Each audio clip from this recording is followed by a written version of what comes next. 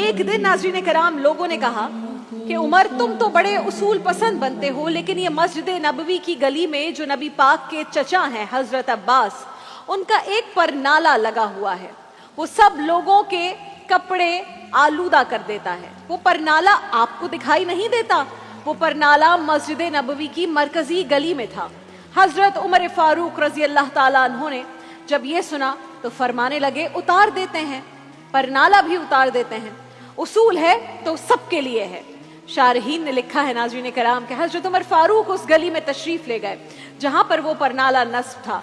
ऊंट के ऊपर बैठकर आपने वो परनाला पकड़कर खींच लिया। हजरत अब्बास उस वक्त घर पर मौजूद नहीं थे। हजरत उमर हजरत अब्बास के घर वालों से फरमाने लगे कि आपके मकान की छत के 3 कोने और भी हैं, किसी और पर ये नाला लगवा लें, यहां लगने से गुजरने वालों को तकलीफ होती है। हजरत उमर ये कहकर तो चले गए। हजरत अब्बास आए तो लोगों ने कहा कि उमर ने आपके घर का परनाला उखाड़ दिया है और फरमाया कि घर के 4 कोने हैं, कहीं और लगा लें।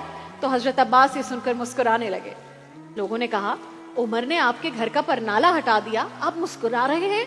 हजरत अब्बास फरमाने लगे कोई मसला नहीं, उमर ने जैसे ये परनाला उखाड़ा है वैसे ही खुद आकर लगा के भी जाएंगे। लोगों ने कहा अब्बास, उमर एक बार कोई फैसला कर ले तो फिर अपना फैसला नहीं बदलते, जिसे देखकर शैतान रास्ता बदल जाता है, आप उनके फैसले को बदलने की बात कर रहे हैं। हजरत अब्बास ने फरमाया मैंने कह दिया ना, उमर लगाएंगे तो इंशाअल्लाह उमर ही लगाएंगे। हजरत अब्बास ये कहकर मस्जिद नबवी में आए, नमाज पढ़ी।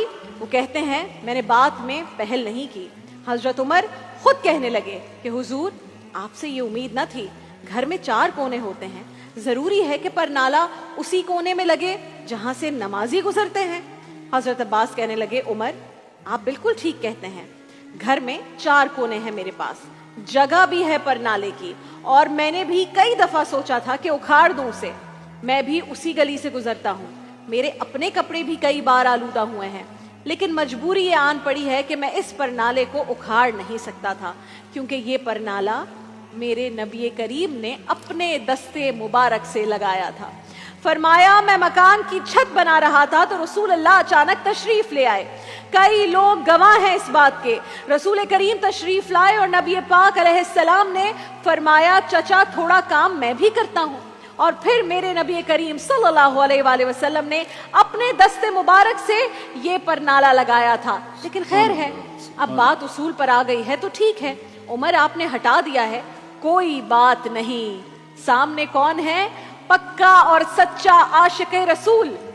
हजरत उमर ये सुनकर कांपने लगे, आंखों में आंसू आ गए। फरमाया अब्बास पहले क्यों नहीं बताया था कि आका करीम अलैहिस्सलाम ने अपने दस्ते मुबारक से ये परनाला लगाया था।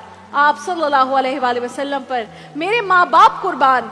ये कहकर हजरत उमर फारूक ने हजरत अब्बास का बाजू थामा और कहा कि ऊंट पर चढ़कर ये परनाला हटाया था, अब आप मेरे कंधों पर चढ़कर इसे दोबारा नस्ब करें।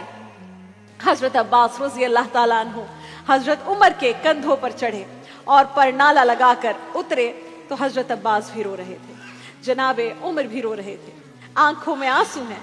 फरमाया हम ये नहीं देखेंगे कि उसूल क्या कहता है, बल्कि ये देखेंगे कि रसूल क्या कहता है। हम तो ये देखेंगे कि किस शय को रसूल अल्लाह से क्या निस्बत है।